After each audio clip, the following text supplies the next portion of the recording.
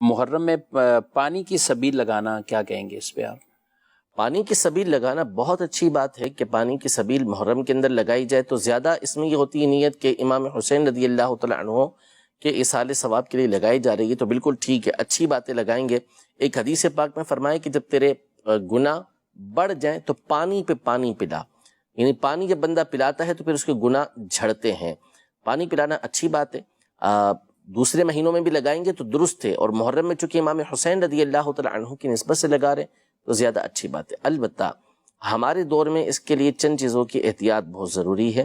Number ایک، بعض لوگ سبیل لگاتے ہیں تو پھر اس کے بعد جس طرح چندہ وصول کرتے ہیں، بہت دفعہ یہ سوال کے زمرے کے اندر آتا ہے، زبردستی کے زمرے کے اندر آتا ہے کہ وہ سبیل کے لیے چندہ اس طرح مانگتے ہیں کہ سامنے والا مجبور ہو کر دیتا ہے۔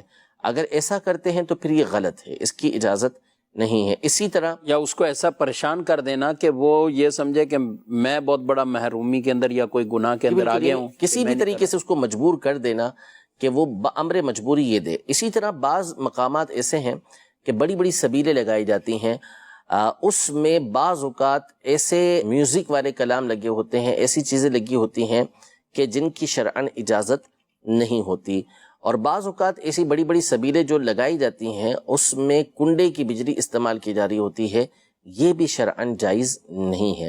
تو سبیل لگائیے، لوگوں کو پانی پلائیے، لیکن شریعت مطہرہ کے اصولوں کی پابندی ضرور کیجیے۔